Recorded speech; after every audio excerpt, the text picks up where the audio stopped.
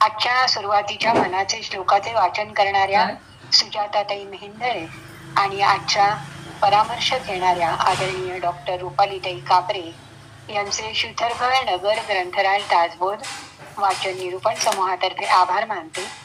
त्यांनी असंच मार्गदर्शन करण्यास वरचेवर या समूहावर यावं अशी समूहातर्फे त्यांना विनंती करते. आजच्या परामर्शाबद्दल ज्यांना आपलं मत व्यक्त करायचं असेल त्यांनी ते लेखी स्वरूपात समूहावर पाठवावं. परामर्शानंतर प्रत्येकाने जय जय रघुवीर समर्थ म्हणून समूहातून आपणहून बाहेर पडावे. रुपालीताई, आपण परामर्श घेण्यास सुरुवात करावी. जय जय रघुवीर समर्थ. श्रीराम जय राम जय जय राम. गणेश शारदा चैव सद्गुरु सज्जनस्तथा आराध्य दैवतं गुह्यं सर्वं मे रघुनंदनः.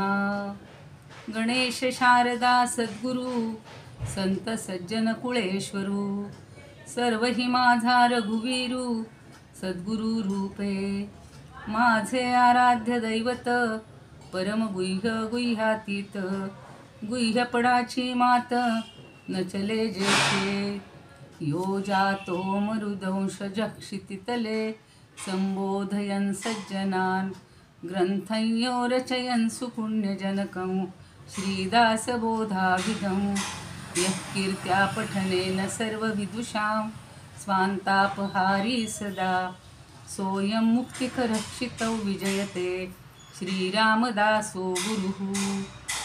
ब्रह्मानन्दं परमसुखदं केवलं ज्ञानमूर्तिं द्वन्द्वातीतं गगनसदृशं तत्त्वमस्यादिलक्ष्यम् एकं नित्यं विकम्यमलमचलं सर्वधी साक्षिभूतं भावातीतं त्रिगुणरहितं सद्गुरुं तन्नमामि.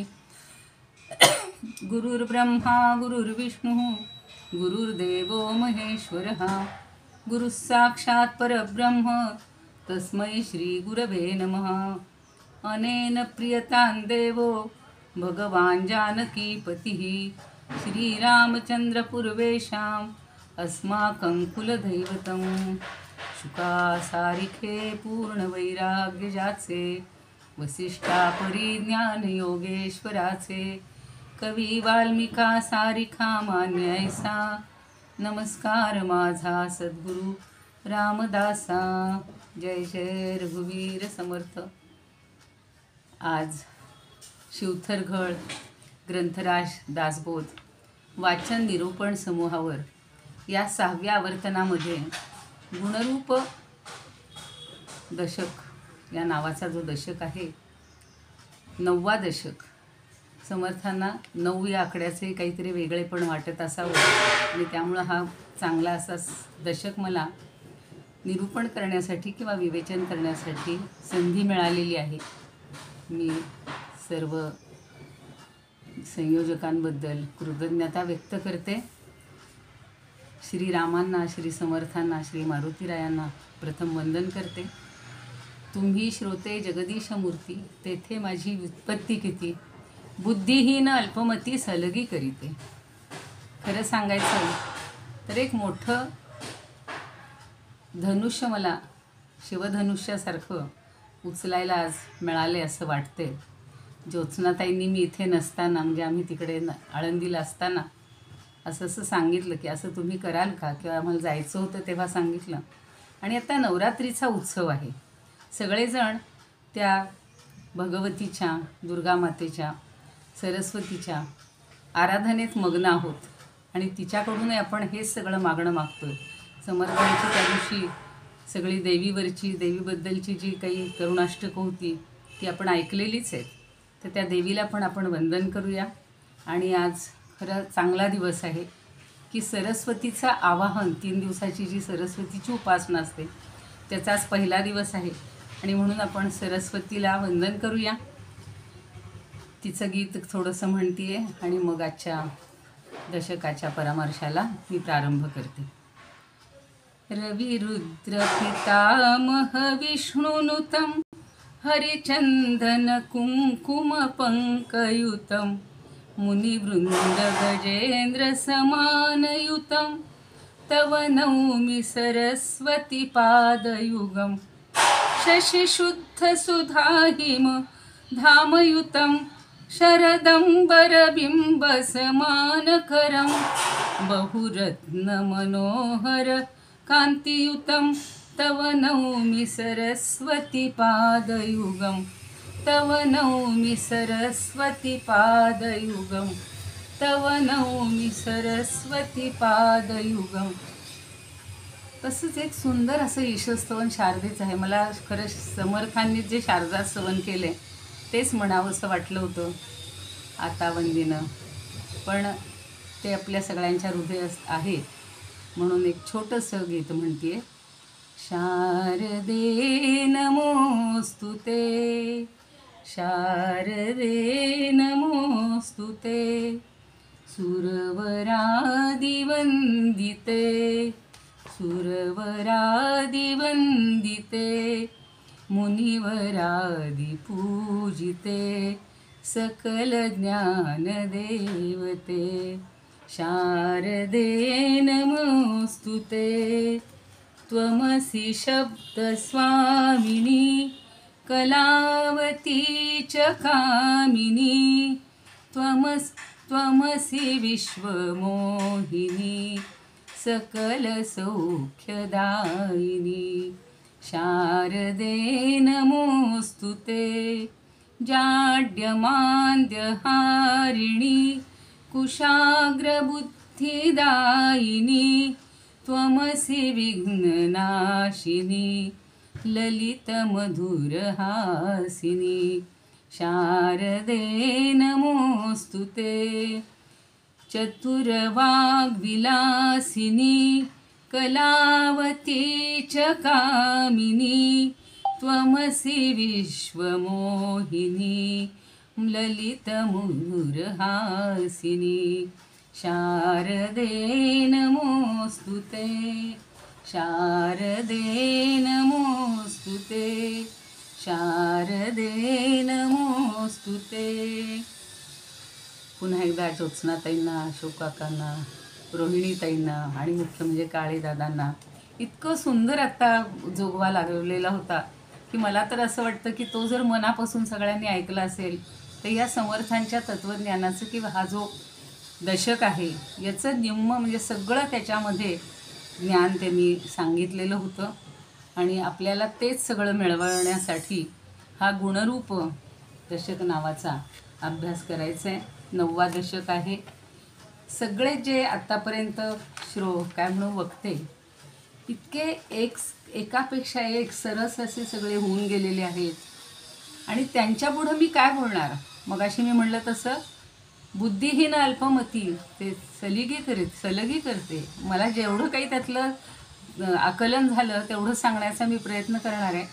मी सगळ्यांना अशी विनंती करीन की ह्या सगळ्यांची आपल्या काळेदादांच्या किंवा सगळ्यांच्या कल्पकतेनं ही सगळी विवेचनं पुन्हा आपल्याला ऐकण्याची संधी असते. तर इथे पण ऐकतोच, पण पुन्हा पुन्हा जर आपण ते श्रवण केलं आणि त्यातलं ग्रहण केलं, त्यातलं निदिध्यासन केलं, मनन केलं, चिंतन केलं तर ते आपल्याला हवं आहे. पहिलाच जो समास होता आशंका नाम तो माधुरीताई गाडगळ यांनी घेतलेला होता. ब्रह्मनिरूपण ज्योत्स्नाताईंनी घेतलेला होता. निस्संदेह निरूपण विद्याताई लव्हेकरनी यांनी घेतला होता.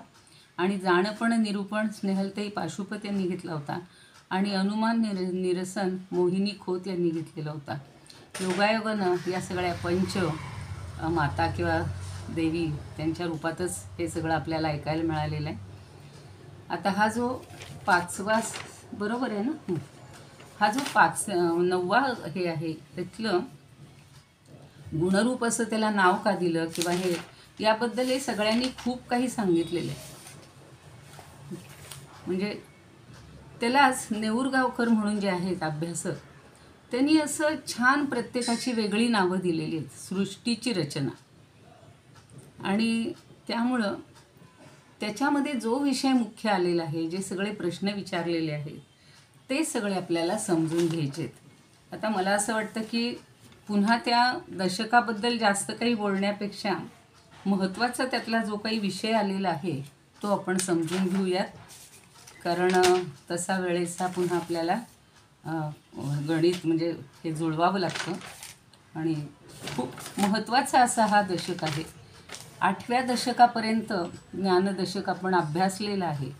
आणि सगळ्या ताईंनी सांगितलं की संकेत कुबडीमध्ये पहिले 8 दशक हा एक टप्पा आहे समर्थांचा. आणि 9व्यापासून हा नवीन पुढचा टप्पा सुरू होतो आहे. तर तो आपल्याला समजून घ्यायचा आहे. आणि वेगळ्या थोडंसं आपण वरच्या पायरीवर आता जाणार आहोत. तर हा आत्मा कसा आहे, हे ब्रह्म कसं आहे. पहिला जो समास आहे गुणरूपमधला, तर आशंका नाम असं तो दिलेला आहे. आता ह्या गुणरूप याला का म्हटलं हो, तर या समासाचं नाव गुणरूप निरूपण असं का आहे, त्याची कारणं वेगवेगळी प्रत्येकाने दिलेली आहेत. त्याच्यात एकतर 6वा समास गुणरूप नावाचा, गुणरूप निरूपण नावाचा आलेला आहेच. आणि गुण हे कारण आहे आणि रूप हे कार्य आहे. जेवढे गुण जास्त तेवढे चांगले रूप जीवाला धारण करावे लागतात. आणि गुणांवर सगळी ही प्रकृती म्हणूया की ही सृष्टी अवलंबून आहे. या दशकात सुद्धा वेगवेगळे स्फुट प्रकरणासारखे बरेच विषय अंतर्भूत केलेले आहेत. आणि समर्थांच्या मते या संबंध विश्वामध्ये एक शुद्ध जाणीव विद्यमान आहे. सत्वगुणी माणसाच्या जीवनात ही जाणीव पूर्णपणे 100% प्रगट असते. रजोगुणी माणसामध्ये ती 50% जाणीव आणि 50% नेणीव म्हणजे अज्ञान. आणि तमोगुणी माणसाचे सगळे व्यवहार हे नेणिवेचे असतात, म्हणजेच अज्ञानातून होतात. तमोगुणी माणसाचे सगळे व्यवहार त्यामुळं म्हणजे अज्ञानामुळं त्याला काही समजतच नाही. पण माणसानं सत्वगुणाची कास धरून आपल्या शुद्ध स्वरूपाशी एकरूप व्हावं असं समर्थांचं म्हणणं आहे. आणि म्हणून हा समास आपण अभ्यासत आहोत. सगळ्यांनी सांगितल्यानंतर तुम्ही सगळ्यांच्या प्रतिक्रिया मी पाहिलेल्या आहेत आणि त्या अतिशय उत्तम होत्या. म्हणजे जाणकारांनी ज्या द्याव्यात त्याच आहेत. आता रवींद्र पाठकसुद्धा काय म्हणतात की या दशकाच्या चिंतनाला आपण जेव्हा सुरुवात करत आहोत तर याला गुणरूप हे नाव देण्यामागं समर्थांची भूमिका काय असावी. 8व्या मायोद्भव अर्थात ज्ञानदशकाचा जो सारांश आहे आणि शून्यत्व निरसन हा जो समास आहे शेवटी, तर त्याच्या हृदयात म्हणजे तो आपण हृदयात त्यांचा जो हे आहे उपदेश आहे तो घट्ट धरून ठेवूया की भिन्नपणे अनुभविले तयास शून्य ऐसे बोलिले वस्तुलक्षिता अभिन्न झाले पाहिजे आधी वस्तू आपणची होणे ऐसे वस्तूचे पाहणे निश्चयसी भिन्नपणे शून्यत्व लाभे. 8, 10, 72 आणि 73 अशा होत्या की जे अदृश्य आहे सूक्ष्म वेगळेपणानं जे अनुभवता येतं ते शून्य आहे. आणि परमवस्तूची अनुभूती तिच्याशी तद्रूप झाल्याशिवाय आपल्याला घेता येत नाही. तिला पाहण्यासाठी पहिल्यांदा तदाकार व्हावं लागतं, कारण ही अतिंद्रिय आहे आपल्याला माहिती. आणि असं वेगळेपणानं जर आपण अभिन्न जर झालो नाही तिच्याशी, तर वेगळेपणानं पाहिलं गेलं तर परमात्म्याचं दर्शन कधीच होणार नाही. शून्याचाच लाभ होतो. आणि परमवस्तू भिन्नपणे पाहण्याची वस्तूच नाही आहे. आपल्यात जोपर्यंत अहंकार आहे, मी आणि भगवंत हे द्वैत शिल्लक आहे, तोपर्यंत आपल्याला आत्मदर्शनाच्या टप्प्यापर्यंत पोहोचताच येत नाही. भगवंताला पाहण्याचा मार्ग एक वस्तू आपणची होणे, वस्तू म्हणजे परमवस्तू परब्रह्म. आणि संकेत कुबडीतही हेच सगळं त्यांनी सांगितलेलं आहे. याची मी पुनरावृत्ती करत नाही, कारण दासबोधींचे शब्दापासी अर्थभिक्षा मागणे जासी तरी हाती घेऊन कुबडीसी बुद्धी झोळीसी साठवा. तर हे त्यातले जर शब्दार्थ समजून घ्यायचे असतील तर आपल्याला संकेत कुबडी हा एक अत्यंत मोलाचा ग्रंथ आहे. आणि त्याच्यातही पुन्हा त्यांनी जे 7 संकेत सांगितले 7व्या दशकातले, त्याचीही पुनरावृत्ती न करता फक्त त्यातला जो सहज अनुभव हा आपल्याला या दशकात घ्यायचा आहे. आणि महत्त्वाचं काय सोडायचे, ब्रह्मानुभव घेताना मना सर्वही संग सोडून द्यावा अति आदरे सज्जनाचा धरावा जयाचे निसंगे महा दुःख भंगे जनी साधने विण सन्मार्ग लागे मना संग हा सर्व संगास तोडी मना संग हा मोक्ष तत्काळ जोडी मना संग हा साधका शीघ्र सोडी मना संग हा द्वैत निशेष मोडी. अगदी 203 आणि 4 शेवटचे आपल्याला मनाचे श्लोक आहेत. तर माणसाला स्वतःच्या अज्ञानाचीच जाणीव असते. त्याचा मूळचा स्वभाव खरं ज्ञानमय आहे, त्याला चैन पडत नाही. पण अज्ञान घालवायचा तो जो प्रयत्न करतो आपण, त्याची दिशा चुकते. आपण इंद्रियांना दिसणारं सगळं दृश्य विश्व सत्य मानून त्याचं ज्ञान तेच खरं ज्ञान असं समजत असतो, पण ते खरं अज्ञान असतं. कठोपनिषदात सुद्धा सगळं जे वर्णन आहे, अशब्दम अस्पर्शम अरूपम अव्ययम तथा अरसम नित्यम अगंधवच्चयत अनादि अनंतम महतः परम ध्रुवम निश्चायतत मृत्युमुखात प्रमुच्यते. हे नचिकेताला जेव्हा यमाने सगळं सांगितले की मृत्यूवर कसा विजय मिळायचा, तर हे तत्त्व कसं आहे, तर सगळं अ लावलेलं आहे. हा आत्मा कसा आहे, अस्पर्श आहे, अरूप आहे, अरस आहे, अगंध आहे, अव्यय आहे, ही सगळी आता जी विशेषणं सांगितली. आणि ते आत्मज्ञान होण्यासाठी आपल्याला जाणीवेशी अनन्य व्हायचे. जाणीव सगळीकडे व्यापून आहे, ती पिंडामध्ये असो की ब्रह्मांडामध्ये असो, ती वास करत असते. आणि म्हणूनच आत्मज्ञान झाले की ब्रह्मज्ञान प्रगट होतं. आपली वासना अनन्य होण्याच्या आड येत असते. वासनेमुळं आपल्या देहाशी आपण समरस होतो, देहा इतका आकुंचित बनतो. देहाभोवती गुंतलेले आपण वासनेच्या जाळ्यातून सुटून स्वस्वरूपासारखं विशाल होण्यास आपली वृत्ती विशाल करावी लागते. आता त्या शैलजाताईंनी सांगितले ते आपण शेवटच्या क्षणी पाहणार आहोत. पण मीपणामुळं कशातही न अडकणारा ज्ञानी पुरुष धन्य होय. आणि म्हणून या समासाच्या 29व्यांमध्ये पहिला समास जो आहे तो आशंका नामं, तर त्याच्यामध्ये सगळे प्रश्न विचारलेत एकाड एक. म्हणजे सम आणि विषम अशा संख्येनं त्यांनी सांगितलेलं की सम आकड्याची ओवी जी आहे ती उत्तराची आणि विषम आकड्याची ओवी प्रश्न सुटं. म्हणजे पहिलाच प्रश्न विचारलेला आहे आणि त्या सगळ्या प्रश्नांची उत्तरं समर्थांनी 2 नंबरच्या ओवीमध्ये दिलेली आहे. सुरुवात अशीच होती. तेवढ्या 1-2 ओव्या फक्त म्हणणार आहे मी. निराकार म्हणजे काय, निराधार म्हणजे काय, निर्विकल्प म्हणजे काय, मज निरोपावे श्रीराम. आणि लगेच उत्तर तेवढं पाहूया. निराकार म्हणजे आकार नाही, निराधार म्हणजे आधार नाही, निर्विकल्प म्हणजे कल्पना नाही, परब्रह्मासी श्रीराम. आता या सगळ्या ओव्या वाचण्यापेक्षा एकूण 42 जी विशेषणं सांगितलेली आहेत ती निराकार, निराधार, निर्विकल्प, निरामय, निराभास, निरावयव, निष्प्रपंच, निष्कळंक, निरोपाधी, निरोपाय, निरालंब, निरपेक्ष, निरंजन, निरंतर, निर्गुण, निस्संग, निर्मळ, निश्चळ, निशब्द, निर्दोष, निवृत्ती, निकाम, निर्लेप, निकर्म, अनाम्य. आता 24 आहेत पहिली नि सुरू होणारी आणि पुढची आहेत ती नि सुरू होणारी. अनाम्य, अजल्पा, अप्रत्यक्ष, अगणित, अकर्तव्य, अक्षय, अरुण, अलभ्य, अनंत, अपार, अतर्क्य, अद्वैत, अदृश्य, अच्युत, अच्छेद्य, अढळ अशी अबाह्य. आणि तर अशी ही सगळी ब्रह्माची विशेषण आहे. पहिला जो प्रश्न विचारला की हे कसं आहे, निराधार म्हणजे काय, सगळे जे त्यांनी विचारलेत प्रश्न, तर ही विशेषणं जरी वेगवेगळी वाटत असली तरी ही परस्पर पूरक आहे. आणि ती केवळ ब्रह्माची नाही आहेत, तर ती सगळी विशेषणं आपल्याला पण लागू पडत आहेत.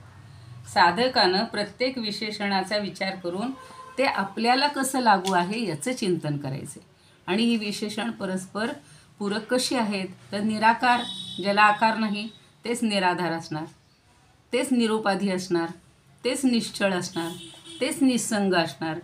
आता निराधार म्हणजे काय हो, त्याला आधार नाही ते, तर निस हा जो उपसर्ग आहे, नि म्हणजे निर्गत म्हणजे निघून गेलेला किंवा नसलेला, आणि म्हणजे पण न म्हणजे नाही, नसलेला. म्हणजे ज्याचा निराकार म्हणजे आकार नसलेला किंवा अक्षय म्हणजे क्षय नसलेला असंच आहे. फक्त ते आणि नी सुरुवात झालेली आहे. दोन्ही उपसर्गांचे अर्थ सारखेच आहे. आता आपल्याला परब्रह्माजवळ जाण्यासाठी किती गोष्टींचा आधार लागतो हो. रोजच्या जीवनात बघा ना, सगळी धनदौलत मिळवायची, मुलं बाळं, प्रकृती, सगळी आपली नावलौकिक प्रतिष्ठा, हे सगळं आपल्याला याबरोबरच मग एवढं करून मिळवत नाही. म्हणून आता आपण दासबोधाचा अभ्यास करतो आहे, ज्ञानेश्वरीचा करतो आहे, वेगवेगळ्या ग्रंथांचा करतो आहे, तर गीतेचा करतो. तर अशा ग्रंथांचं वाचन करतो किंवा श्रवण करतो, नामसाधना करतो. मग विचार करा की आपल्याला पैसा, अडका, मुलं बाळं, शरीर या सगळ्यांचा आधार क्षणार्धात जर नाहीसा झाला तर म्हणजे आपण पूर्वीसारखं हे साधन किंवा हे करू शकणार नाही, परमार्थात मग्न होऊ शकणार नाही.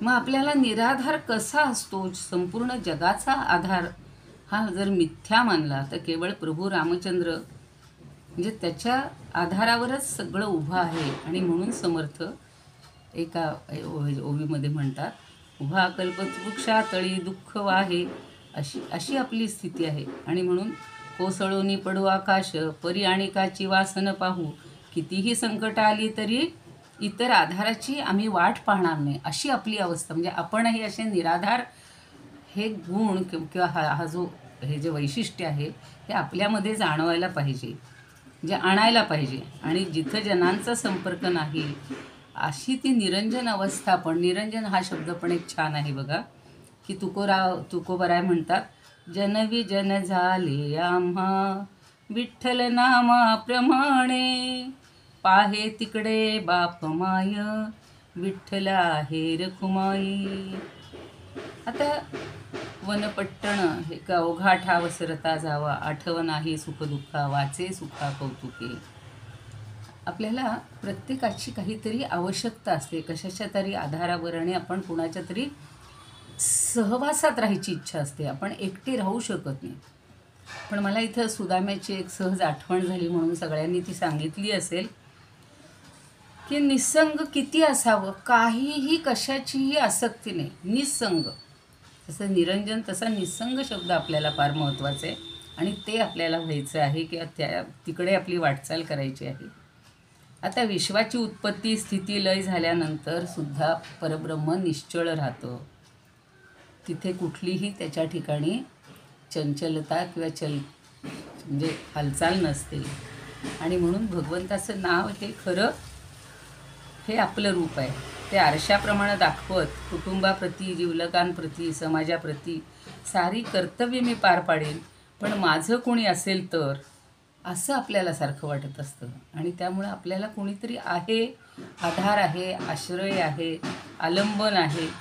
आता द्रौपदीला सुद्धा बघा, त्या श्रीकृष्णाचा इतका आधार होता की दुर्वासांना ज्या वेळेला त्यांनी तिची परीक्षा पाहायला, दुर्योधनाच्या सांगण्यावरून आलेली होती, दुर्वास आले आणि मग तिची परीक्षा घ्यायला त्यांनी पाहिलं की तिची थाळी पालथी घातल्यानंतर पुन्हा त्याच्यातून काही निर्माण व्हायचं नाही. त्यावेळेला सुद्धा तिनं धावा केला आणि तो श्रीकृष्ण जेवायला बसता बसता उपाशी धावत आलेला आणि म्हणतो, आता पहिला मी भुकेलेला आहे, मला काहीतरी देते. म्हणते माझ्याकडं काहीच नाही, मी आता थाळी पालथीची मिळालेली तिला थाळी जे. मग तो म्हणतो, नाही तू एकदा बघ. आणि त्याला एवढंसं पान चिकटलेलं होतं आणि तेवढ्यानं त्याचं तृप्तीला ढेकर आला आणि ते सगळे दुर्वासांबरोबर आलेले सुद्धा पूर्णत्वाला गेले की त्यांचंही पोट भरलेलं होतं. तर अशा ह्या सगळ्या गोष्टी आपल्याला अनुभवायला येऊ शकतात व्यवहारामध्ये सुद्धा, फक्त त्या भगवंतावर किंवा त्या जो आपण परब्रह्म म्हणतोय त्याच्या ठिकाणी पोहोचण्याचा आपण प्रयत्न करायला पाहिजे. आता हा अनाम्या किंवा अनाम्य हे जे विशेषण आहे, नाव आहे, तर आपल्याला जुना दासबोध सगळ्यांनी जर पाहिलेला आहे, अभ्यास आहे, तर त्याच्यामध्ये जुनाट पुरुष हे एक स्फुट प्रकरण आहे. आणि त्यामध्ये असं म्हणलेलं आहे, जो सकळांचा मूळ पुरुष, जो ब्रह्मादिकांचा ईश, शिवादिक ज्याचे अंश, तोही अनाम्या, जे ज्याला नाम नाही असं. तर निराकार ब्रह्म हे साकार कधीच होणार नाही. निराकार हा शब्द साकाराच्या सापेक्षतेनं सुचला असला तरीसुद्धा निराभास हा सुद्धा आभासाच्या सापेक्षतेनं आहे, पण ती कल्पना सगळी मायेच्या प्रांतात जात असते. अनाम्याचं उदाहरण बघा. आता आपल्याला एकच नाव असतं का हो? नाही, आपल्याला भरपूर नावं असतात. म्हणजे सहज मला एकदम डोळ्यासमोर असं आलं की आपण जन्मापासून जन्माला आलो तेव्हा आपल्याला काहीतरी बाळा, काहीतरी चिंटू, पिंटू, काहीतरी छान नावानं किंवा सोनू अशा नावानं म्हणतात. मग नाव ठेवलं की ते नाव येतं. मग आपल्याला बहीण भाऊ झालं की आपल्याला आपण दादा होतो किंवा भाऊ होतो, बहीण होतो म्हणजे ताई होतो. मग सगळी नावानं. तसं घरातली एक व्यक्ती असते, त्याला कोणी बाबा म्हणतात, कोणी मामा म्हणतात, कोणी काका म्हणतात, कोणी आजोबा म्हणतात, कोणाचे ते पणजोबा असतात. तर हे सगळी इतकी नावं आपल्याला असतात. पण भगवंताची सुद्धा तशीच आहेत ना, साकार झालेल्यांची. म्हणजे राम आहेत, कृष्ण आहेत, गोविंद आहे, विठ्ठल आहे. विष्णूची तर सहस्र नामं आहेत. गणेशाची सुद्धा रोजची 10 नामं आहेत, पण तशी सगळ्यांची सहस्रनामावली आहे. पण भगवंत मात्र ओ देणारा आहे. कुठल्याही नावानं हाक मारली तरी तो ओ देतो, म्हणून तो अनाम्य आहे. म्हणजे नावं असून सुद्धा काही ठिकाणी किंवा अपार शब्द मला फार आवडलेला आहे. अपार म्हणजे काय की ज्याला मर्यादाच नाही, अपार न पार. आता ही विशेषणं सगळी संतांना किंवा जे थोर पुरुष होऊन गेलेले आहेत त्यांच्या दृष्टीनं ती उपयोगी आहेत. आपल्याला बघा एवढंसं काही मनाविरुद्ध झालं तर आपल्याला ते सहन होत नाही. लगेच आपण ताडताड बोलून त्याची हे करून शहानिशा करून टाकतो. इतकी अपार प्रेम आणि अपार सहनशक्ती किंवा अपार हा शब्द त्यांना इतका लागू पडतो. तुम्हाला माहिती आहे गोंदवलेकर महाराजांच्या बाबतीत घडलेला प्रसंग आहे की एक इंदोरच्या जिजीबाई म्हणून होत्या. त्यांच्या मालकांनी त्यांना घरी त्यांच्या नेलं होतं आणि इथेच आमच्या इथे बाहेरच्या खोलीमध्ये तुम्ही वास्तव्य करा. तर त्या बाईंना ते आवडलेलं नव्हतं. म्हणे त्यांचं चांगली सेवा कर, त्यांना चांगलं खायला प्यायला घाल. तर त्यांनी काय खायला घालावं, तिखटाचे लाडू केले. बरं तिखटाचे लाडू त्यांनी पटापटा खाल्ले. म्हणले अजून असतील तर दे. मग नंतर दुसऱ्या दिवशी तर निखारे दिले खायला. पण निखारेसुद्धा त्यांनी इतक्या आनंदानं खाल्ले. काहीही म्हणजे केवढी सहनशीलता, अपार सगळंच अपार असतं त्यांचं.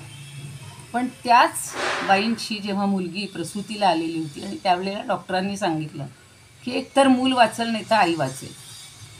आणि हे मग महाराजांना जेव्हा सांगितलं, कल्पना करा या संतांनी, समर्थ असतील सगळे थोर संत, त्या महाराजांनी काय केलं तर त्या मुलीच्या प्रसूती कळा स्वतः सोसल्या आणि तिला सुखरूप तिची प्रसूती झालेली आहे, मातृत्व बहाल केले. म्हणजे सद्गुरू आपल्या सारखे अपार अनंत आपल्याला बनवू पाहत आहेत. आता ती बाई नंतर किती ओशाळली. समर्थांच्या बाबतीत तेच झालेलं आहे. अगदी ज्यांना त्यांनी जय जय रघुवीर समर्थ किंवा श्रीराम म्हटलेलं आवडत नव्हतं, त्या सतीबाईंनी किती त्यांना त्रास दिला, पण त्यांच्या माणसाला सोडून आणण्याचं काम समर्थांनी केलेलं. तर असे हे सद्गुरू अपार अनंत असे आपल्याला बनवण्यासाठी प्रयत्न करत असतात. आणि शेतकऱ्यांनासुद्धा बघा, शेतकऱ्यांनी इतका मार दिलेला होता ते गोंधळ हे खाल्ली, कणसं खाल्ली म्हणून, हुरडा खाल्ला म्हणून, आणि रक्ताचे पाट म्हणजे रक्ताचे ओघळ येत होते.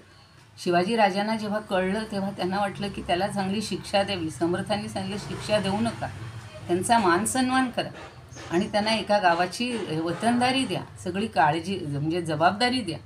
असं हे परब्रह्म आहे. त्या सद्गुरूंच्या यांच्या रूपामध्येच आपल्याला आढळत असतं, संतांच्या रूपात आढळत असतं.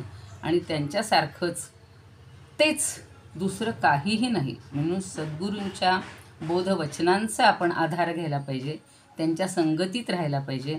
खूप छान सांगितलेलं आहे सगळ्या ताईंनी, पण मी आता थोडंसं धावता आढावा घेणार आहे. आणि म्हणून त्यांच्या संगतीत राहूनच आपण आपलं कल्याण करून घेतलं पाहिजे. म्हणून म्हणतात ना, गुरु विण नाही दुजा आधार, पडता पडता कोठे अडता तोच देई आधार. किंवा गुरु परमात्मा परेशू, ऐसा ज्याचा दृढ विश्वासू. किंवा समर्थ म्हणतात, परब्रह्म म्हणजे सकळांपरते, तयास पाहता आपण चिते, हे कळे अनुभव मते सद्गुरू केलिया. सद्गुरू वाचूनी सापडे ना सोय, धरावे ते पाय आधी आधी. आता या समासात 14 ओव्यामध्ये स्वरूपाचं वर्णन आहे.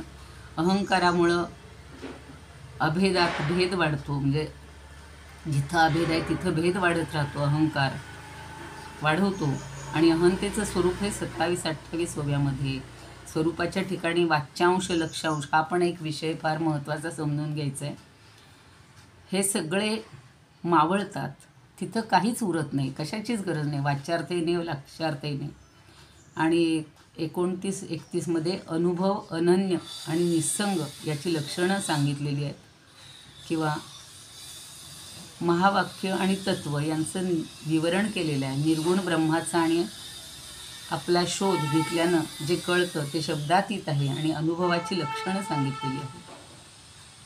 तर स्वरूपाचं वर्णन हे सगळं आपल्याला समजून घ्यायचं आहे. सगळ्या वस्तूंचं ज्ञान इंद्रियामार्फत घेतो, पण इंद्रियातीत असलेल्या परब्रह्माचं दर्शन हे व्हायचं आहे, घ्यायचं आहे. त्याच्यासाठी आता दुसऱ्या समासाकडे आपण चाललेले आहोत. आणि मला त्यातला एक प्रसंग म्हणा किंवा एक हे जे आत्ता सांगितलं समजून घ्यायचे. पण पहिल्या समासात तर सगळे प्रश्नच आहेत, आणि नी सुरू झालेले, आणि त्या सगळ्यांची उत्तरं दिली. सगळ्यांचा काही पण आढावा आपण घेऊ शकत नाही. आता याच्यामध्ये काय झालेलं आहे की दृश्यातील सगळ्या वस्तूंचं आकलन हे इंद्रियांमार्फत होत असतं, आणि आपला स्वभावच आहे त्याला अनुसरून परब्रह्माचं स्वरूपाचं दर्शनसुद्धा आपल्याला डोळ्यांनी घडावं, कानाने ऐकू यावं असं वाटत असतं. पण ते परब्रह्म अतिंद्रिय आहे, आणि ते आपल्या इंद्रियांच्या कक्षेत कसं बरं येणार. एक महाविद्यालयातला विद्यार्थी विवेकानंदांकडे, म्हणजे वर्ग असेल किंवा तो काही क्लास चालला असेल, आणि तिथे त्या विद्यार्थ्यानं नास्तिकतेबद्दल बराच वाद घातला, आणि त्यांना ते म्हणाले की देव नाहीच आहे असं त्यानं निक्षून सांगितलं. मग विवेकानंदांनी त्याला फळ्यावर आपलं मत लिहायला सांगितलं, आणि त्यानं लिहिलं. त्यानं काय लिहिलं? गॉड इज नो व्हेअर, म्हणजे ईश्वर कुठेही नाही. तर त्या वाक्यातल्या स्पेलिंगमध्ये थोडाफार बदल, म्हणजे किंचित बदल केला, आणि विवेकानंदांनी लिहिलं गॉड इज नाऊ इयर, म्हणजे व्हेअरच्या मधला डब्ल्यू इकडे घेतला, नोला लागून घेतला, NOला नाऊ झालं, आणि हियर म्हणजे ईश्वर आता इथं आहे. साक्षात्कारी व्यक्ती ईश्वराला सर्वत्र पाहते. त्याचंच दुसरं उदाहरण मला सांगावंसं वाटतं की एका वर्गातल्या मुलांसमोर बाईंनी असा प्रश्न विचारला की मुलांनो देव कुठे आहे. बाईंना देवळात, देवघरात किंवा असं काहीतरी सांगायचं असेल किंवा माणसात असं उत्तर अपेक्षित असेल, पण तो चुणचुणीत मुलगा काय म्हणाला बघा, बाई देव कुठं नाही ते मला सांगा, मग मी तो कुठे आहे ते सांगेन. किती हुशार असतात मुलं बघा. तसंच समर्थांनी सुद्धा एकदा शिष्यांची परीक्षा घेण्यासाठी फळ म्हणा किंवा केळ सगळ्यांना वाटलं आणि सांगितलं की जा अशा ठिकाणी जा की जिथं कोणी नसेल तिथं तुम्ही पटकन खाऊन घ्या. सगळी मुलं गेली. सगळ्यांनी कुठं कानाकोपऱ्यात जाऊन पाहिलं, जिथं काही गर्दी नाही काही नाही अशा ठिकाणी खाऊन आले. एक मात्र शिष्य आला आणि तो म्हणतो, त्याच्या हातात केळ तसंच. मग समर्थ म्हणाले काय झालं? तर नाही म्हणे, अशी कुठलीच जागा नाही की तो नाही आहे, म्हणजे तो भगवंत, तो परमात्मा नाही असं एकही ठिकाण नाही. त्यामुळं इथं जे सगळं म्हणजे आपल्याला बाहेर जाऊन थोडं गर्दीत कुठं तरी सगळं पाहायची सवय झालेली आहे. एकांतात शांतमध्ये सुद्धा ते परब्रह्म आपल्याला अनुभवायला येतं. आणि म्हणून समर्थ काय सांगतात, पहिली ओवी आहे, जे जे काही साकार दिसे ते ते कल्पांती नासे, स्वरूप ते असं त्याची असे सर्व काळ. ठराविक ओव्या फक्त मी घेणार आहे की जे जे दृश्यातलं साकार आहे ते सगळं कल्पांती नाश पावणार आहे. आणि एवढी उलथापालथ होऊन सुद्धा स्वरूप मात्र जसंच्या तसं असतं, निश्चळ अखंड राहतं. मगाशी जी सगळी विशेषणं पाहिली ती सगळी त्याला लागू आहे. दृश्यातील कुठल्याच साधनांनी या परब्रह्माची मोजदाद होऊच शकत नाही. चराचरातील प्रत्येक कणात तो भरून राहिलेला आहे. म्हणून स्वरूपानंदांचे पण अभंग फार सुंदर आहेत. एक वासुदेव नांदे चराचरी, त्याविण दुसरी वस्तू नाही. वासुदेव येथे वासुदेव तेथे, व्यापितो सर्वाते वासुदेव. व्याप्य तो व्यापक सर्व सर्वात्मक, सर्वातीत एक वासुदेव. ध्याता ध्येय ध्यान वासुदेवमय, एक तो अद्वय स्वामी म्हणे. जे का सकळांमध्ये, आपली दुसरी ओवी पाहूया. जे का सकळांमध्ये सार, मिथ्या नव्हे ते साचार. जे का नित्य निरंतर संचले असे. सगळ्यांमध्ये जे भरून राहिलेलं आहे, नित्य आहे, निरंतर आहे, आणि ते संचले म्हणजे त्याच्यात ते साठवलं गेलेलं आहे, कुठं नाही असं नाहीच आहे. म्हणून बेलसरे दादा म्हणतात की अनुभवाचे दोन प्रकार आहेत. एक इंद्रियांच्या प्रचितीवर आधारित दृश्य विश्वाचा अनुभव, आणि अतिंद्रिय हा जो अनुभव घ्यायचा आहे आपल्याला परमात्म्याचा, हा अतिंद्रिय प्रचितीवर आधारलेला आहे. आणि परमात्मा स्वरूपाचा अनुभव सामान्य माणसाचा अनुभव पहिल्या प्रकारचा असतो आणि संतांचा हा दुसऱ्या प्रकारचा असतो. ब्रह्माचं स्वरूप 14 ओव्यामध्ये सांगितलं आहे. ब्रह्म हे अधिष्ठानाचं नावच आहे, ब्रह्म निरूपण. आणि नेऊरगार गावकरांनी त्याला वेगळं नाव दिलेलं आहे, मी सांगते नंतर तुम्हाला. तर जे सगळ्यांमध्ये आहे असे हे परब्रह्म आहे. त्याच्यासाठी एक छोटासा किस्सा, रामायणातले तर किस्से आपल्याला भरपूर आपल्याला सांगायला आहे की ऋषमुख पर्वतावर ज्या वेळेला सुग्रीवाच्या सांगण्यावरून हनुमंत श्रीरामांकडे ते दोघंजण फिरतायत आणि ते कोण आहेत शोधू दे म्हणून सांगितलेलं असतं.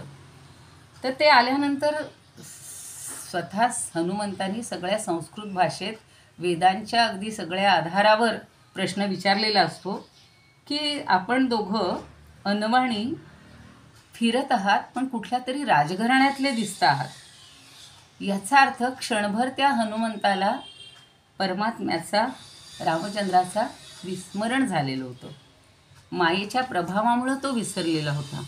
अशीच आपलीसुद्धा अशीच अवस्था होत असते. अहो, त्रेतायुगातला राम ओळखण्याची क्षमता आत्ता कलियुगात नाहीच आहे.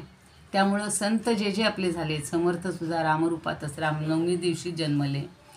तसेच गोंदवलेकर महाराजसुद्धा, गजानन महाराज, सगळ्यांची ही अशी जी रूपं पुन्हा अवतारलेली आहेत, अवतार घेतलेले आहेत, तर ते आपल्याला समजत नाही आणि आपण त्यांना ओळखू शकत नाही, कारण आपल्याला विस्मरण झालेलं आहे सगळ्या गोष्टी. चराचरी व्यापकता जयाची, अखंड भेटी मजला तयाची, असं दृष्टीचा विषयोदृश्य तोची झाला सादृश्य, तेणे दृष्टी परते संतोष परी ते देखणे नव्हे. एकदम 27व्या ओवीचा घेतला आहे मी की दृष्टीला एखादी गोष्ट पाहिली की संतोष होतो आणि ते पाहणं खरं नसतं. जे दिसतं ते नाशवंत असतं. डोळ्यांना जे दिसतं ते परब्रह्म अर्थातच स्वरूप नाही आहे. चर्मचक्षू परब्रह्माला ओळखू शकत नाहीत. अर्जुनाला सुद्धा म्हणून तर भगवंतांनी जे विश्वरूप दाखवलं त्यांनी तो स्तंभित झालेला होता किंवा आश्चर्याचे भाव त्याला आलेले होते आणि भगवंतांनी मग त्याला दिव्यं ददामि ते चक्षु असं म्हणून विश्वरूप दाखवलं. तर असं हे सगळं सगळ्यामध्ये जे ऐसे हे संचले सर्वदा वरी परी ते आकळे ना कदा, अभेदा माझी वाढवी भेदा, ते हे अहंता हे का घडतं. तर या सगळ्याच्या मागं आहे अहंता. मगाशी सांगितलंच मी अहंतेचे श्लोक. जेवी तो त्याच्यासाठी विवेक चूडामणीत फार सुंदर श्लोक आलेले आहेत बघा. जेवी तो कंटक न नलिकेत, तेवी अहंकार शत्रुरूप, ज्ञान खडगे छिन्न करोती तयासी, म्हणजे करोनी तयास, आत्मसाम्राज्याचे घेई सुख, होता अहंकार निशेष विनष्ट, तज्जन्य विकल्प होता लुप्त, होता प्रत्यक तत्व विवेक जागृत, कळे मी ते ब्रह्म हेची सत्य. आपल्याला ब्रह्मनिरूपण चाललेलं आहे ना, कसं समजून घ्यायचं. ज्योत्स्नाताईंनी फार सुंदर उदाहरण आणि सगळे संदर्भ आणि काव्य आणि काय म्हणू आपण अभंग किंवा हे फार सुंदर दिलं होतं याचं. तर परब्रह्माला जाणू न शकण्याचं मूळ कारण आपली अहंताच आहे आणि परब्रह्म स्वरूपाच्या अत्यंत निकट गेलेला जीव या अहंतेपायी त्याच्याशी एकरूप होऊ शकत नाही. म्हणून समर्थांच्या सगळ्या श्लोकांमध्ये कळेना कळेना कळेना ढळेना, ढळेना ढळे संशयो ही ढळेना, गळेना गळेना अहंता गळेना, बळे आ कळेना मिळेना मिळेना, असं सगळं सांगितलेलं आहे. अहंतेचं स्वरूप सदा सर्वदा नाम वाचे वसोदे, अहंता म्हणणी पापिणी ते नसोदे, सगळीकडे सांगितलं. स्वयमीचा आहे ब्रह्म ऐसा अहंतेचा भ्रम, ऐसे सूक्ष्मी सूक्ष्म पाहता दिसे. अहो मीच ब्रह्म आहे, अहम ब्रह्मास्मी, हे सुद्धा अशी भावना होणं हा अहंतेचा भ्रम आहे. आणि अत्यंत सूक्ष्मात जाऊन सूक्ष्मपणे पाहिलं तर माझं हे बोलणं बरोबर कळेल. म्हणजे आपण सूक्ष्मात थोडा विचार करायला पाहिजे. शब्दज्ञानी मनुष्य मी ब्रह्म आहे म्हणत असताना आता ते जे मगाशी म्हणलं होतं तसं शब्दार्थ आणि वाच्यार्थ आता इथे मी जास्त सांगत नाही, पण आपल्याला कुठलीही गोष्ट अनुभूती आल्याशिवाय वाच्यांश आणि लक्षांश हे दोन्ही गळून पडत नाही. जसं बघा ज्ञानाचं खरं लक्षण ते आहे निशब्द होणं, मौन. आता भुईमुगाच्या शेंगाची टरफलं गरजेची असतात, पण त्यातील शेंगदाणा जो आहे तो भरेपर्यंत, आणि शेंगदाणा गरजेचा कधीपर्यंत, त्याचं तेल निघेपर्यंत. तेल तयार झाल्यावर टरफलं गळून गेलेली असतात. तसं आपण वावरतो ते मीपणाच्या अहंतेच्या देहबुद्धीच्या प्रांतात. परब्रह्म या सगळ्याच्या परे आहे, पलीकडं आहे. आणि म्हणून स्वरूपानंद म्हणतात ते मला खूप सांगावंसं वाटते. माझे माझे लोप पाऊ दे, तुझे तुझे उगवू दे, कोण असे मी तो मी सहजपणे कळू दे. प्रसन्नतेची प्रभास दोदित झळको वदनावरी. सोहम सोहम घुमत रहावा मानस गाभारी. आता यासाठी काय करायचे तर आत्म्याचं नाही आत्मपण ह्याची निसंगाचे लक्षण, निसंग व्हायचे. आणि यासाठी प्रापंचिकानं काय करावे तत्वविवरण, शोधावे ब्रह्मनिर्गुण, पाहावे आपणासा आपण म्हणजे कळे. तर हे आपल्याला स्वरूपाचं आकलन करून घ्यायचं आहे. आणि म्हणून सगळ्या संतांनी आपल्याला काय म्हणलेलं आहे, जेथे नाम तेथे माझे प्राण ही सांभाळावी खुणतही स्वरूपाविषयी. आता हे बोलणं थांबूया आणि पुढच्या समासाकडं आपल्याला जायला पाहिजे. त्यासाठी विवेक पाहिजे, विवेकानं मौन राखलं पाहिजे. आणि आता मौन्य न भंगावे, करून काहीच न करावे, असो न विशेषणा नासावे विवेक बळे. समर्थांचा विवेक हा शब्द अत्यंत आवडीचा आहे आणि तो आपण खरंच अंमलात आणला पाहिजे. क्षणोक्षणी या विवेकाची गरज असते. आता विद्याताई लवेकरांनी निस्संदेह निरूपणवर समास तिसरा बोललेल्या होत्या त्या, आणि त्यातही ओवी 1 ते 6 भोगून अभोगता कसा याबद्दल श्रोत्यांनी शंका विचारलेली. 7 ते 16 ज्याला जसा अनुभव असेल तसा तो कल्पना करतो. 17 ते 37 आत्मज्ञानी साधूची स्थिती सांगितलेली आहे. आणि 38 ते 42 ज्याची त्याला कल्पना बाधक होत असते. आणि 43 ते 45 ज्ञान्यास आत्मज्ञान कसं कळतं त्याचं वर्णन. हे अज्ञानानं सगळं जन्ममृत्यू भोगावं लागतं. हे पुढील समासाचं बीज आपल्याला इथं दिसून येतं. आणि म्हणून त्यांनी म्हणलं, मगाशी म्हणलं तसं आता मौन्य न भंगावे.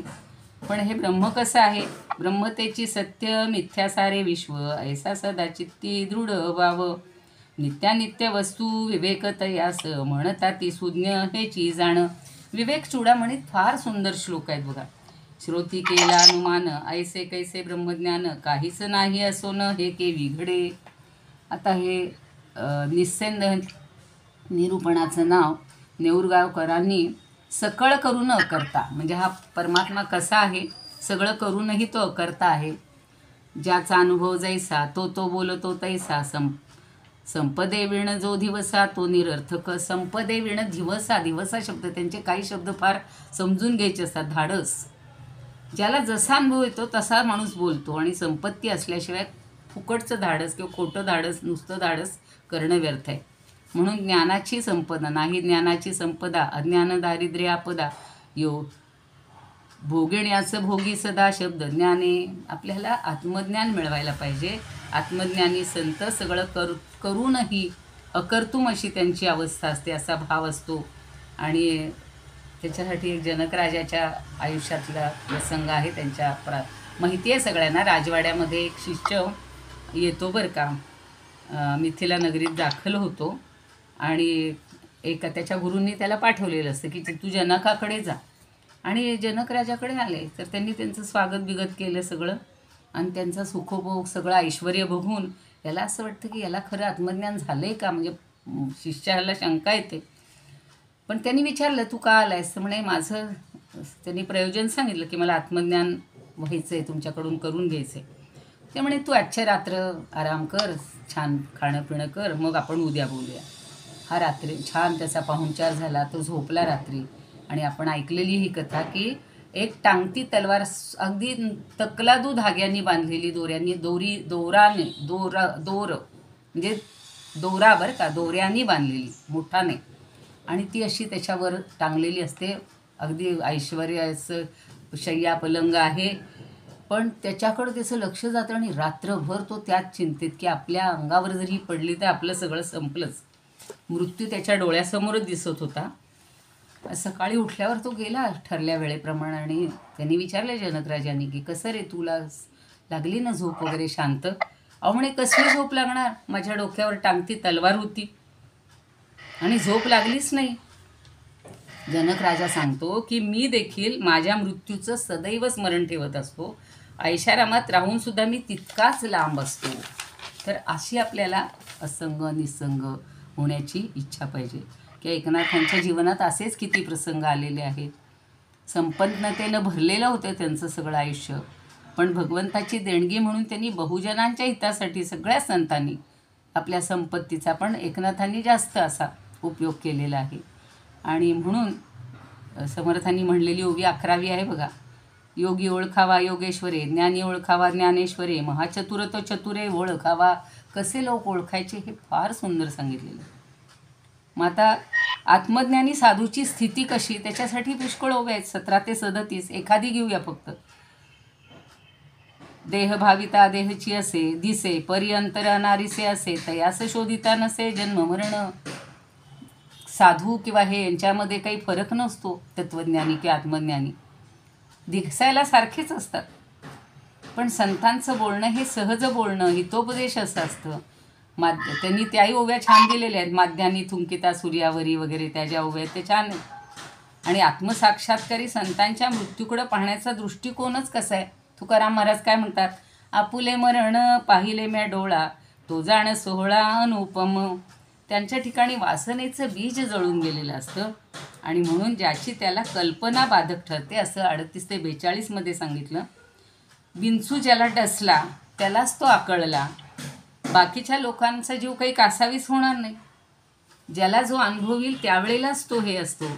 आणि म्हणून कसं व्हायचंय, असे मी असंग अंगविरहित, नसे लिंग देह मज तोच, नसे मी भंगूर प्रशांत मी जाण, अनंत निर्मळ चिरंतन. विवेक चूडामणी सांगतात की मी असा आहे, असा तो ज्ञानी असतो. आणि इतकं सांगितल्यावर श्रोत्यांचं समाधान झालं. आता तुटला अनुमान, ज्ञानी या सकळे ज्ञान, अज्ञानास जन्ममरण चुकेची ना. शेवटी सांगतात की अज्ञानापुढं त्याचं जन्ममरण चुकत नाही आणि म्हणून आपल्याला ज्ञान मिळवायचे. आता 4था जो समास आहे बघते, थोडं घाईतच घ्यावं लागणार आहे मला, की जाणंपण निरूपण. जशी जाणीव झाली होतं तसं जाणंपण निरूपण हे आहे याच्यामध्ये. खरं ना, या सगळ्या समासांचा आणि ज्ञानेश्वरीचा संबंध आहे, तो सांगायचा होता मला, पण आता त्याचं अगदी उल्लेख करायला सुद्धा वेळ नाही आहे. तर नेऊरकरांनी यालाच उत्तम गुण भाग्याचे लक्षण म्हणले बरं का. आता उत्तम गुण भाग्याचं लक्षण कसं, संकेत कुबडीमध्ये पण छान दिलेलं आहे हंसराज स्वामींनी, की 4था म्हणे, दुर्बळ संपन्न ऐसे उंच नीच का अस्ति जन, तरी ते नसिकती उत्तम गुण म्हणून प्राणी करंटे. प्रश्न आहे ना पहिला, की असं का या समाजामध्ये असा भेदभाव का दिसतो. तर आणखी एक प्रश्न उपस्थित केलेला आहे, की या जगात कोणी दुबळे, कोणी श्रीमंत, कोणी उच्च कोटीचे, नीच असे का दिसतात. तर त्याला समर्थांनी उत्तर दिलेलं आहे, जाणणे हा स्वभाव, जाणता कळे अभिप्राव, स्मरणे विस्मरण नासून सर्व निर्वाच्य उरे. जाणणं म्हणजे ज्ञान प्राप्त करून घेणं, हा प्राणीमात्राचा स्वभाव आहे. आणि अशा ज्ञानामुळं अनेक गोष्टींचा उलगडा होतो. तसेच स्मरणामुळे सुद्धा विस्मरण होतं. आवरण, विक्षेप इत्यादी अडथळे हे दूर केल्यानंतर आपलं स्वतःचं स्वरूप समजतं आणि अनिर्वाच्य ब्रह्म हे आपल्याला समजतं. पांगारकरांनी सुद्धा छान सांगितलेलं आहे, की या समाजामध्ये अशी भिन्नता दिसते आपल्याला, पण ह्या गुणांमध्ये विषमता आहे म्हणून समाजामध्ये विषमता आहे. मगाशी पहिल्यांदा सांगितलं होतं, सत्व रजतमाची विषमता. आणि समर्थांच्या मते जाणणे आणि नेणणे हे सामाजिक विषमता निर्माण करण्याचं प्रमुख घटक आहे, प्रमुख कारण आहे. आणि आध्यात्मिक क्षेत्रात सुद्धा सद्गुरूंच्या सहवासात जाणीवपूर्वक साधना जो करतो तो अज्ञान त्याचं दूर होऊ शकतं, तो दिशाहीन भटकत राहत नाही. जो नेणता आहे त्याला मात्र हे. छत्रपती शिवरायांचं पण ते सामनगडावरचं उदाहरण सगळ्यांना माहिती आहे, की सगळीकडे या परमात्म्याचं कसं अस्तित्व आहे, त्या बेडकीच्या उदाहरणातनं आपल्याला दिसलेलं आहे. आता समर्थ काय सांगतात, विद्या नाही, बुद्धी नाही, विवेक नाही, साक्षेप नाही, कुशलता नाही, व्याप नाही, म्हणून प्राणी करंटा का करंट आहे, हे सगळी यादी सांगितलेली आहे. मला हे फार आवडलं आहे.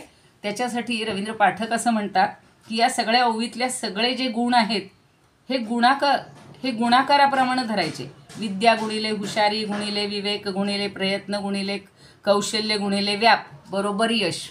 इतकं जर प्लस हे करत गेलो आपण तर त्याच्यामध्ये आपल्याला यश नक्की येईल. आणि प्रपंच काय किंवा परमार्थ काय, दोन्ही हे व्यावहारिकच आहेत. प्रयत्नाची दृष्टी या प्रयत्नवादी दृष्टी ही आपल्याला आली पाहिजे, काहीच न करोनी प्राणी राम नाम नये वाणी, तेणे संतुष्ट चक्रपाणी भक्ता लागी. चौथ्या दशकातला आहे. पण या सगळ्यासाठी संतांनी सांगितलेलं उत्तर म्हणजे रामाच्या इच्छेनं सगळं होत असतं. आणि म्हणून सगळे म्हणतात ना, ठेविले अनंते तैसेची राहावे, चित्ती असो द्यावे समाधान. जनाबाई म्हणते, दळिता खांडिता तुझ गाईन अनंता. तर एकनाथ म्हणतात, एका जनार्दनी भोग प्रारब्धाचा, हरिकृपे त्याचा नाश झाला. सद्गुरीने नाम दिले, आता आपलं काम झालं असं म्हणून निवांत राहणारे काही जण असतात. आपल्याला आयत्या नोट्स मिळाल्या की आता आम्ही परीक्षेच्या वेळेला वाचेन, तसं. पण तसं नाही आहे. एकदा तुम्हाला माहिती आहे की अनंत शास्त्री म्हणून जे यांचे गोंदवलेकर महाराजांचे शिष्य होते, त्यांनी नर्मदा तीरी सरपेश्वरी या ह्याच्यात शिवालयात जाऊन 2.5 वर्ष त्यांनी 3.5 वर्ष कोटी जप केला. आणि 12-12, 14-14 तास बैठक मारायचे. जशी त्या पार्वतीनं 64 वर्ष पिकली पानं खाल्ली, तशी यांनी सुद्धा पानं खाऊन भूक भागवली. आणि महाराजांनी त्याच्या मस्तकावर वरदहस्त ठेवला आणि त्यांना ब्रह्मज्ञान प्रदान केलं. आणि तेच ब्रह्मानंद स्वामी झाले. तर ते सगळ्यांना म्हणायचे की मी तुम्हालाही हेच दिलं होतं, पण त्यानं मात्र त्याचं कल्याण करून घेतलं. तसाच समर्थांचा कल्याण आहे. आणि आपल्या सगळ्यांच्या ओळखीचं उदाहरण म्हणजे मुकुंद काका जाडदेवळेकर. अहो 1.5-2 वर्ष राहून वर्ष 80च्या पुढे हे गायत्री पुरश्चरण या अशाच सगळ्यांनी त्यांनी केलेलं आहे. आणि रोज 1 लाखाचा जप, चेष्टा नाही. तर असं करणारे जे लोक आहेत, आणि या सगळ्यांना म्हणजे सगळ्या शिष्यांना श्रीधर स्वामी असतील, कल्याण असतील, त्यांच्या गुरूंनी कार्यासाठी बाहेर पाठवलेलं होतं. म्हणून जनामध्ये जो जाणता त्यास आहे मान्यता, कोणी एक विद्या असता महत्त्व याचे. नेणता वैरी, आता नेणता कसा आहे तो घेऊया आपण. बरीच उदाहरणं मला आत्ता नवीनमधली द्यायची होती की आपल्या कॉलेजमधले सुद्धा काही विद्यार्थी नेदरलँडला जाऊन 1 मुलगी अगदी अक्षरशः आहे मुग्ध, आणि मुग्धा वैशंपायन वगैरे हे सुद्धा आपल्याला माहिती आहेत की आता इतके लहानपणीचे पाहिलेले आता आज मोठे झालेले आहेत. तो प्रथमेशनं तर काल पाहिलं, अगदी त्या गुरूंच्या पोशाखात, आणि सुंदर असे त्यांनी देवीची 1000 नावं म्हटलेली आहेत. तर पण याच्या विरुद्ध आहे, नेणता वैरी जिंकिती, नेणता पायी पडती, नेणता संवारती घडती जीवनात. सगळ्या गोष्टी न जाणल्यामुळे होतात, अज्ञानामुळे होतात. आपुले स्वहित न कळे जना, तेडे भोगिती यातना, ज्ञान नेणता अज्ञाना अधोगती. तर अज्ञानी लोकांना हे व्यवहारही कळत नाही, परमार्थही कळत नाही, आणि त्यामुळं त्यांचं सगळं नुकसान होतं. जाणते लोक ते शहाणे, नेणते वेडे दैन्यवाणे, विज्ञानते ही जाणपणे कळो आले. तर हे सगळं कळून घेतलं पाहिजे. जाणते लोक, शहाणे लोक, नेणते लोक हे दैन्यवाणे का राहतात? दैन्यवाणे नेणते लोक ते अगदी वेड्यासारखे. तर त्याला उत्तर आहे स्वस्वरूपानुभव, जो आपल्याला या दशकामध्ये समजून घ्यायचा आहे, अनुभवाचा प्रयत्न करायचा आहे, आणि तो ज्ञानानंच कळू शकतो. म्हणून जेथे जाणपणे खुंटले, तेथे बोलणे ही तुटले, हेतुरहित झाले समाधान. जिथे जाणपणं खुंटतं आणि बोलणंही तुटतं, म्हणजेच मौनात जेव्हा मनुष्य ज्यावेळेला म्हणून मी देव आहे या अनुभवानं मी देह आहे हे भान लोपतं. ज्यावेळेला देव आहे असं मला वाटायला लागेल, नंतर मी देव आहे हेही भान जातं आणि परब्रह्मात मनुष्य लीन होतो. त्या ठिकाणी भाषा बंद पडते, अत्यंत वासनारहित असं संपूर्ण समाधान लाभतं. आणि आता पुढच्या समासात आपल्याला पिंडी तेच ब्रह्मांडी याचा खरा अर्थ समजून घ्यायचा आहे, त्याचं विवेचन करणार आहेत. आता याच्यातले आपल्याला घाईघाईत बघूया. 5व्या समासाला सुरुवात तर करून ठेवते. पिंडी ते ब्रह्मांडी खूप सुंदर तो समास आहे बरं का. छान म्हणजे समर्थांच्या काय म्हणता येईल ज्ञान बुद्धी, म्हणजे हजरजबाबीपणा आपण व्यवहारात म्हणतो, पण त्यांना शब्दच देता येत नाही. किती प्रश्नाने लगेच उत्तर आहेत. तर पिंड ब्रह्मांडाच्या ऐक्याविषयी तत्त्वज्ञानांचं म्हणणं हे सगळं स्वानुभव आणि अनुभव यात अंतर पडतं, ते खरं का असा श्रोत्यांचा प्रश्न आहे. पिंडी ते ब्रह्मांडी सगळे अगदी छोटी मुलं असतो ना, पिंडी ते ब्रह्मांडी असतं ना, काही त्याचा अर्थ न कळू दे. आणि 14 ते 36 ब्रह्मांड स्वभावेची झाले, ते पिंडाकार आहे अशी नुसती कल्पना आहे.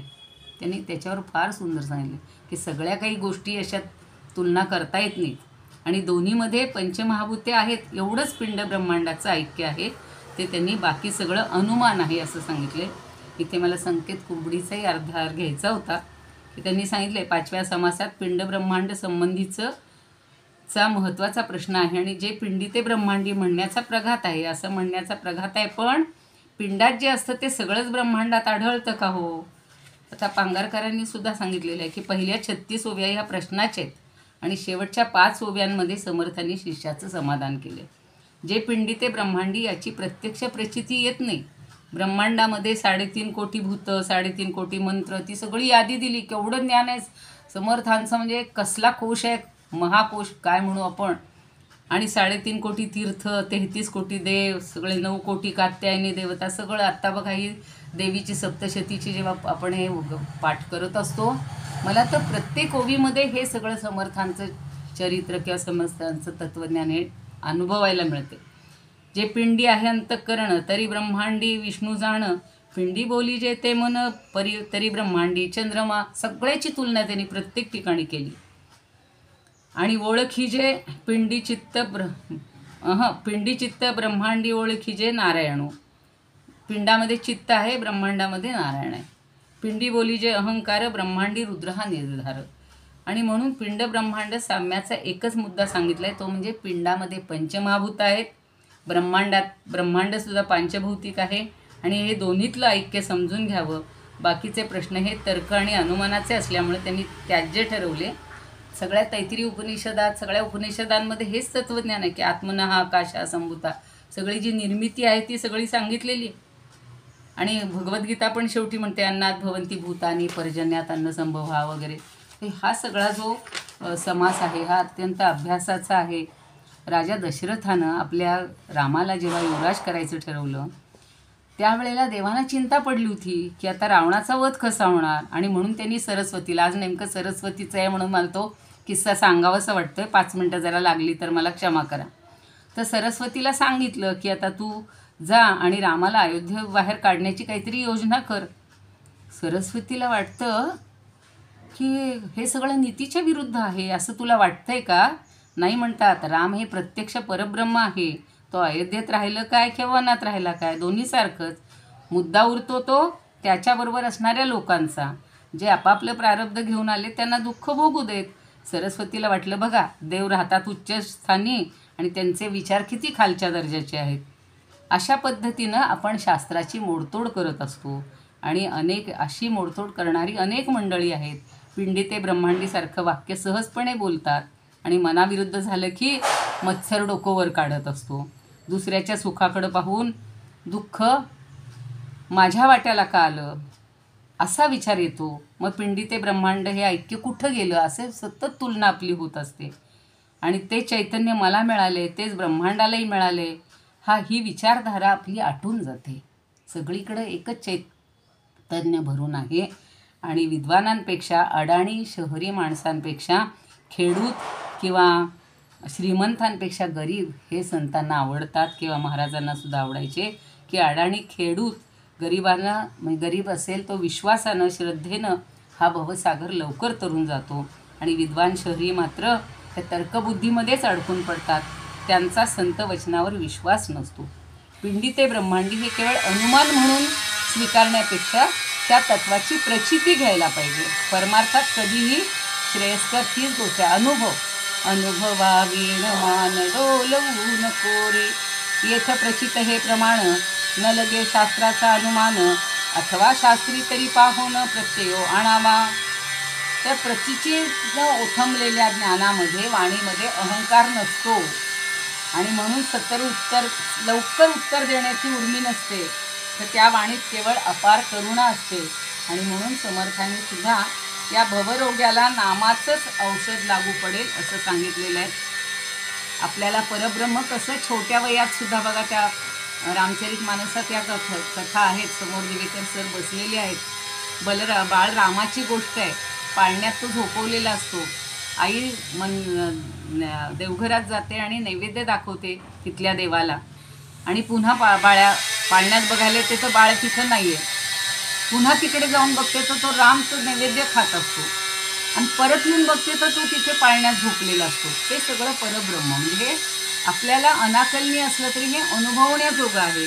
आणि मग नंतर की काही बोलणार तर तो तोंड उघडून आपलं सगळं ब्रह्मांड तिला दाखवतो.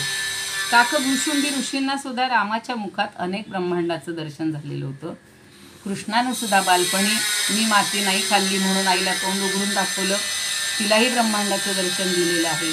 म्हणून अनुभवाशिवाय मान डोलवायची नाही.